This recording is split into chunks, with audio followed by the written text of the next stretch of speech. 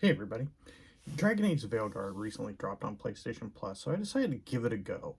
Now this game has been released into a lot of whipped up controversy by the usual suspects, so before I get started, please, I implore you, please learn some media literacy so that you know when you're being manipulated by people who use YouTube algorithms that are weighted towards rage to bait you into engaging so that they make money off you. Just a bit of an ask there.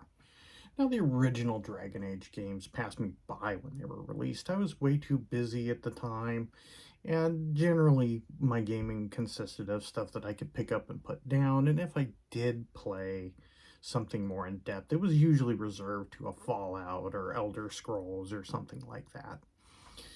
So I just kind of missed it, although, I did love Knights of the Old Republic and Mass Effect. And Knights of the Old Republic are some of my most favorite games of all time.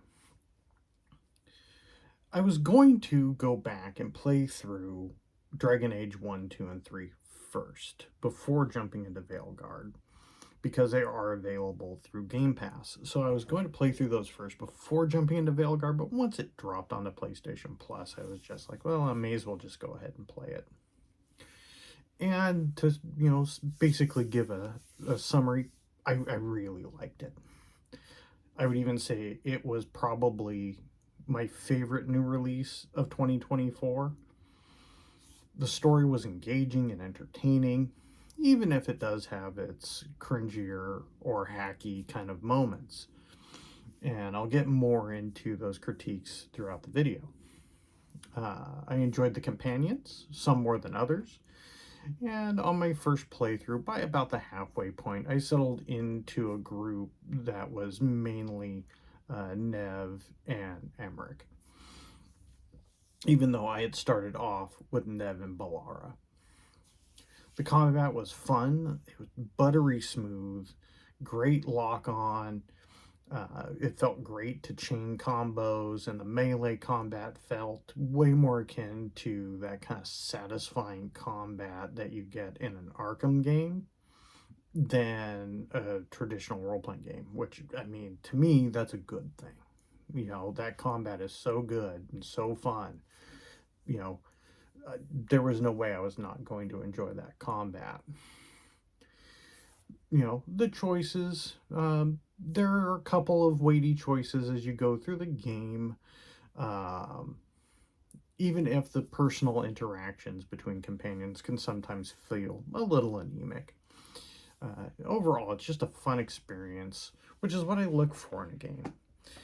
If you're asking me to spend 40 to 100 hours in your game, the game better be first and foremost extremely fun to play.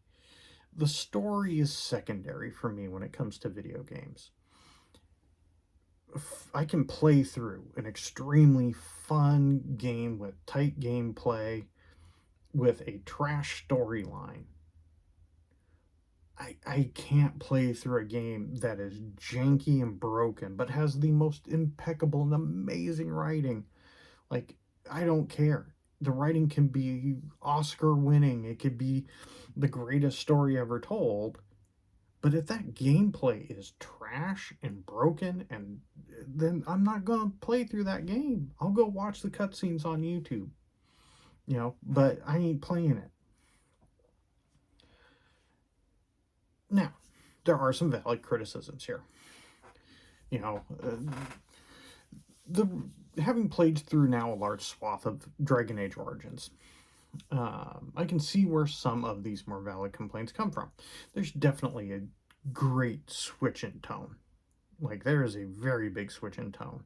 This is a lighter game. It is not grimdark. This isn't taking Game of Thrones and filtering it through the structure of a video game.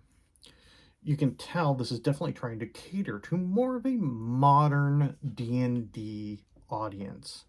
And one needs only go onto YouTube and look up Dimension 20, Critical Role, or even some of the live streams and live events that Dungeons and Dragons themselves have done. Especially the stuff with the Baldur's Gate cast. Like, it's very quippy, it's very almost improv comedy. And that's where a lot of that audience is going to tonally. Now, I'm getting close to 50, but I can enjoy that. Is it the like super serious fantasy that I grew up on, especially when I was playing D&D as a kid? No, it's not. It's a lighter, more fun tone. But I can enjoy that. And unless you're super resistant to any kind of change, you should be able to enjoy that too.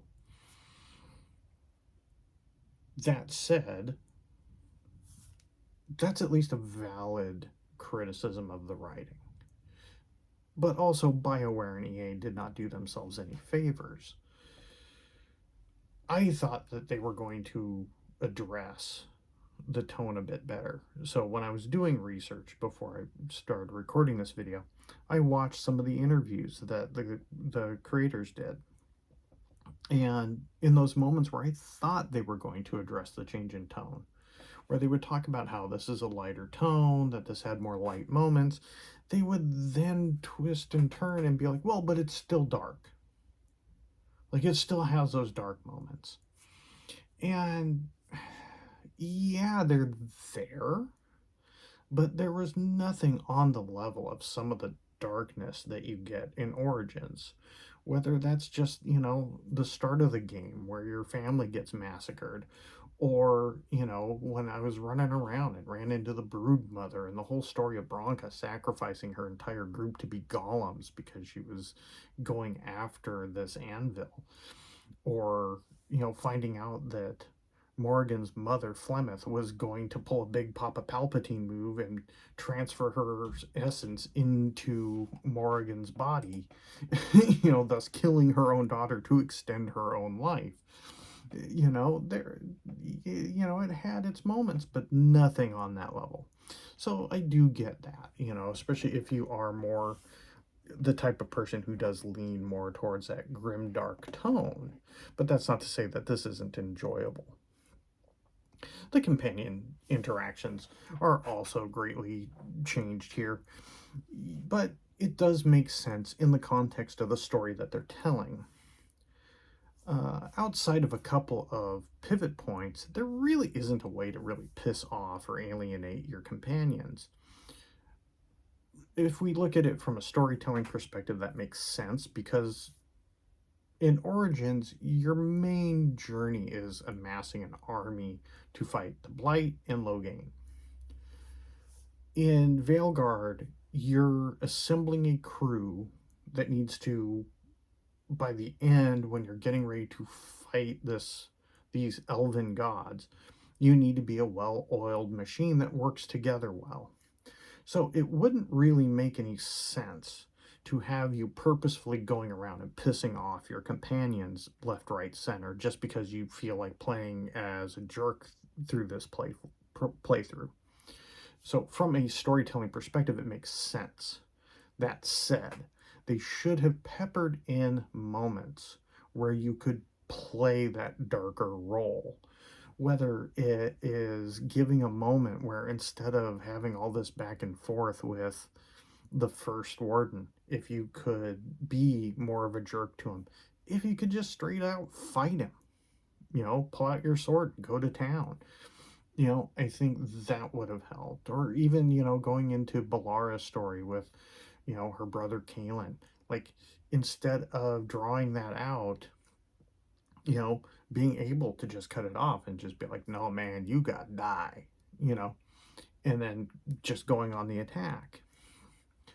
Those are things that you could have done, that while you could still try and build that back up through companion interactions, would at least give you that feeling that you could do something else that might impact things a bit differently and give people that little bit of something that they had from before, where you could play as basically that kind of renegade playthrough.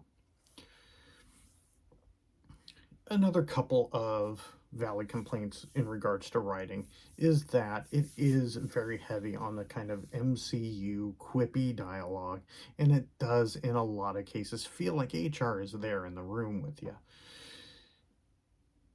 With the conflicts within characters, if they're just blunted, there's nothing extending them.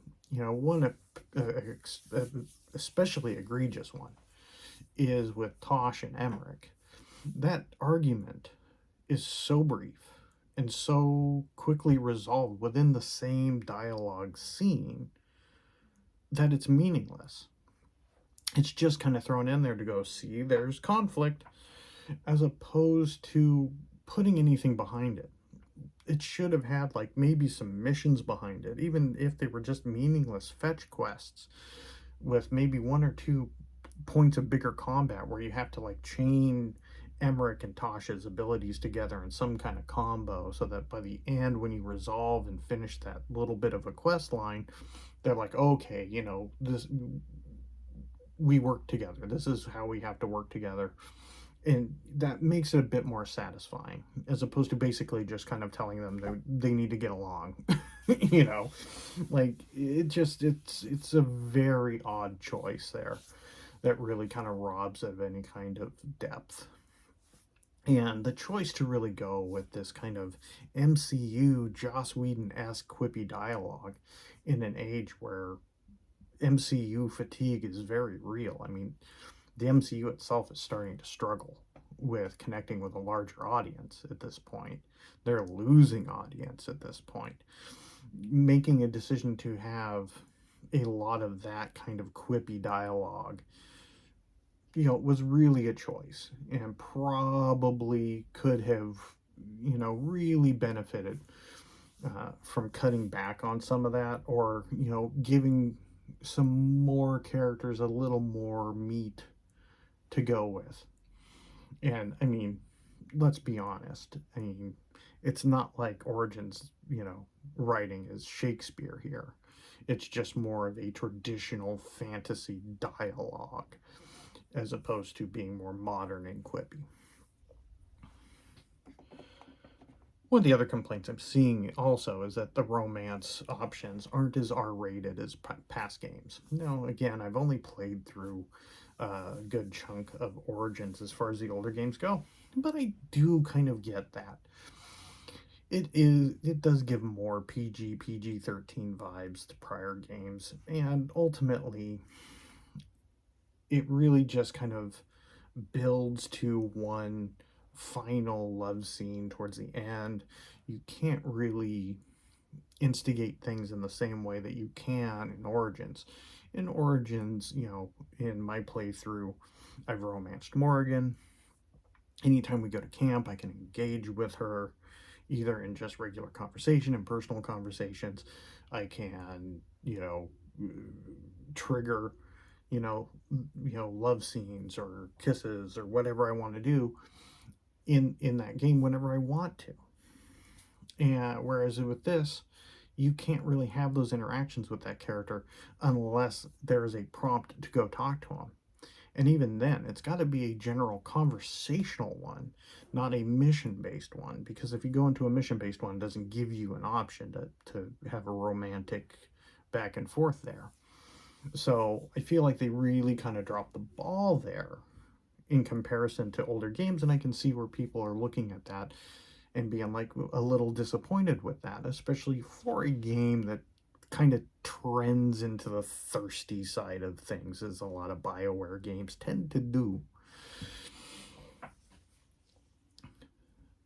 The combat system, also, I've seen a lot of complaints about that, which I don't really grasp why that is a complaint. I understand liking tactical gameplay, but to pretend like the old system has aged like anything other than milk is beyond me. At the time, it was revolutionary, a combo of turn-based and action RPG, and that was kind of cool. Being able to toggle through your companion so that the companion was in the lead, I get the appeal of that. But in playing Origins, that combat system has aged so poorly. It is not satisfying. It doesn't feel good. It feels like you're just kind of going through the motions. And while, yes, you can pause and kind of strategize, you can do that in Veilguard too.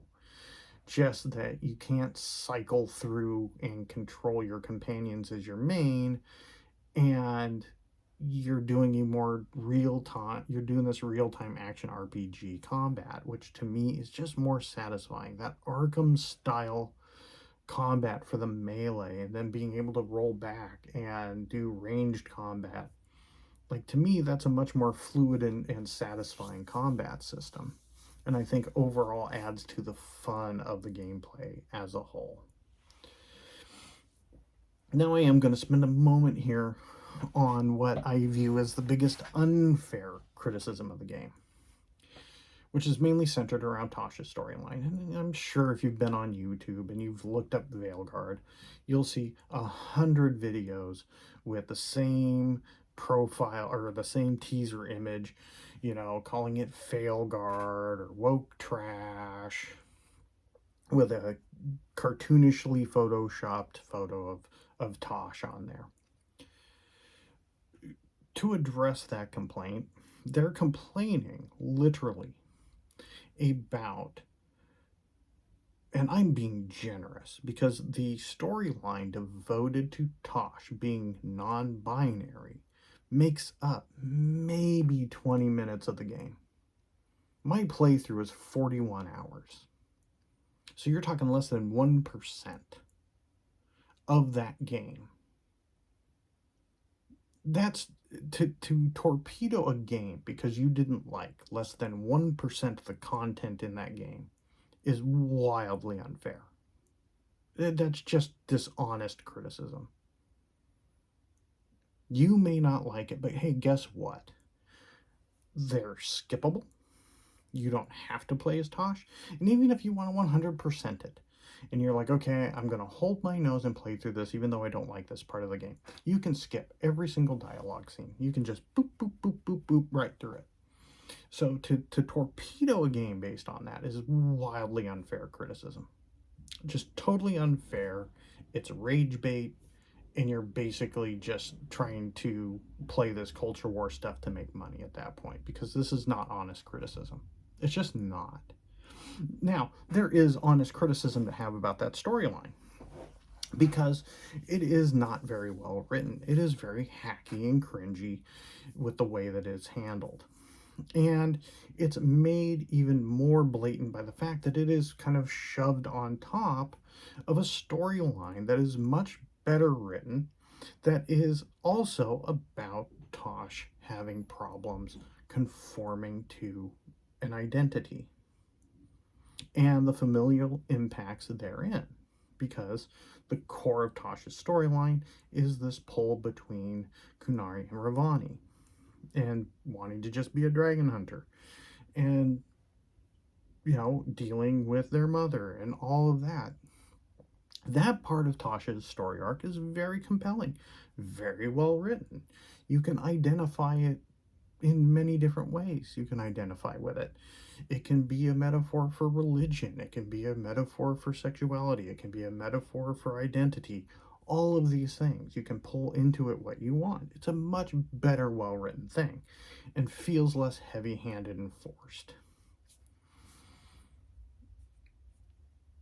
It also didn't help that the beginning of your journey with this character, Tosh, is written like a petulant teenager and not very enjoyable to be around. Their dialogue is pretty cringy at the start, and they don't really do a good service to that character in trying to make them likable. Now, Tosh ends in a good place as a character, but that opening arc is not very well done, and that's valid criticism. Did it torpedo the enjoyment of the game as a whole for me? No. It just meant I didn't really pick Tosh a lot as my companion, because I just didn't like the quips were just kind of cringy, so I just didn't enjoy it. So I didn't pick Tosh. I just didn't. And that's valid criticism. But to criticize, throw the baby out with the bathwater over 1%, not valid. Absolutely not valid.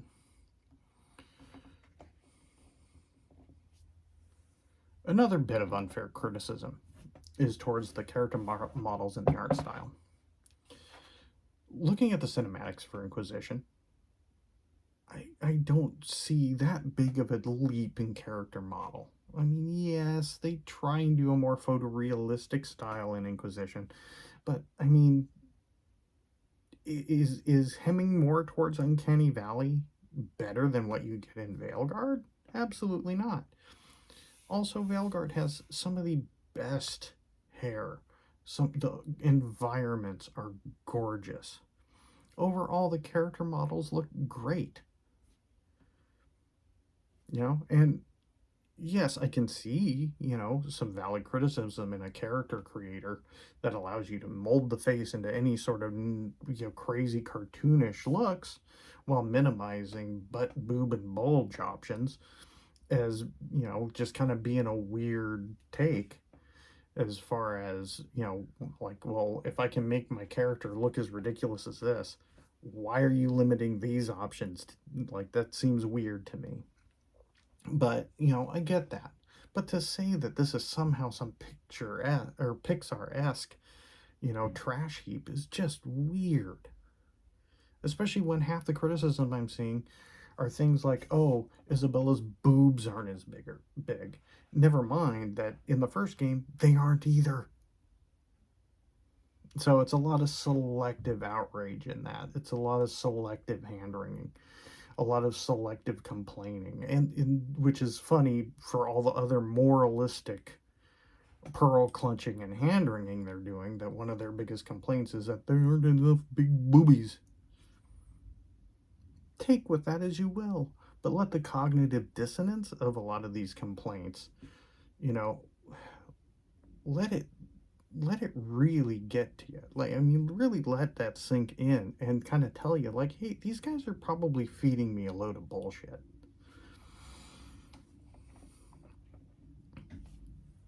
At the end of the day, this is a 4 out of 5 game. It's got its weak spots. It's got some hacky writing, but the overall story is solid. Some companions hit better than others. I was drawn more towards Nev and Emmerich than I was, say, Tosh and Darvin. I thought Lucanus was fine. I thought Balara was fun. And, you're going to hit and miss. Different characters are going to connect with different people, and different companions are going to connect with you differently. That does not make the whole game trash because you didn't immediately like every single companion. Like, you're not going to. You're going to be drawn to certain ones, and that's actually, good. That's actually good. It makes you think. It changes up your gameplay. Do some things need more depth? Yeah. The romance options could have been stronger. You could have had more freedom there to kind of create your own moments there instead of being led along in this very linear, path. They could have dialed back the quippy dialogue. The conflicts within the companions could have had more depth. Like I said, the Tosh and Emmerich thing should have had missions behind it to resolve it, not just resolved in the same dialogue tree. So there are some things that hold it back from being a 5. The elements of it that started out as a, live service game are very apparent. And maybe I'll do a video on how that could have worked as a live service game. Let me know in the comments if you want to hear my take on that, because I do think it could have worked as a live service game. I think they could have stuck that landing, but, it would have taken some work. But I would highly recommend this game. I would definitely say, especially if you've got PlayStation Plus, go play it. Play it for yourself. I think you'll enjoy it, especially if you like good, tight combat and good, tight gameplay. So, those are my thoughts. Let me know what you think.